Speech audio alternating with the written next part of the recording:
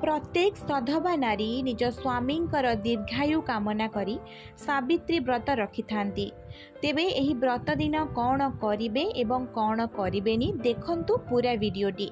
एही दिन माता पार्वती को साड़ी चूड़ी अलता एहीपरि 16 प्रकार श्रृंगार सामान दे पूजा कले स्वामी दीर्घायु होइथांती।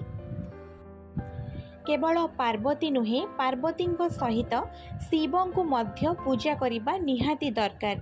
एही दिन नारी माने निजंकु नुआ बोहू परी सजेबा उचित।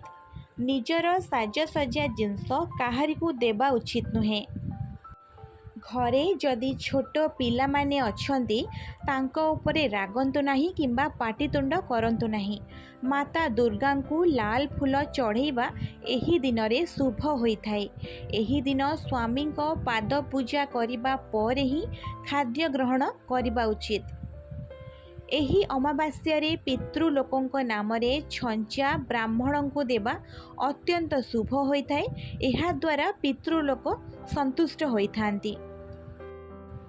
व्रत दिन सकाळु उठिला मात्रे जोड़ी होई रहिथिबा ठाकुर फोटो बा मूर्ति देखिबा शुभ होइथाय। जेपरि शिव पार्वती लक्ष्मी नारायण निज घरे थिबा गुरुजन मानक पाद छुई तांकठारु आशीर्वाद नेबा मध्य बहुत शुभ होइथाय। एही व्रत रखिले निज स्वामींकर आयुष वृद्धि होइथाय, सबु इच्छा पूर्ण होइथाय एवं पति पत्नी मध्यरे प्रेम मध्य बढ़िथाय। सावित्री व्रत रे कला रंगर साड़ी पिंधंतु नाही। कला रंग अशुभ होइथाय। धला रंगर साड़ी मध्य पिंधिबे नाही। नाली एवं गोलापी रंगर साड़ी पिंधिबा अत्यंत शुभ मना जाए।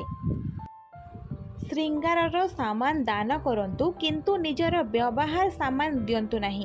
सामान दान करिबा द्वारा स्वामी उपरे कौनसी कष्ट आसी न थाए। एही दिन घरे कौनसी व्यक्ति मद निशा आमिष भोजन करिबा उचित नुहे कि अधिक सोइबा उचित नुहे। चेष्टा करंतु सूर्योदय पूर्वर उठिबा पाई।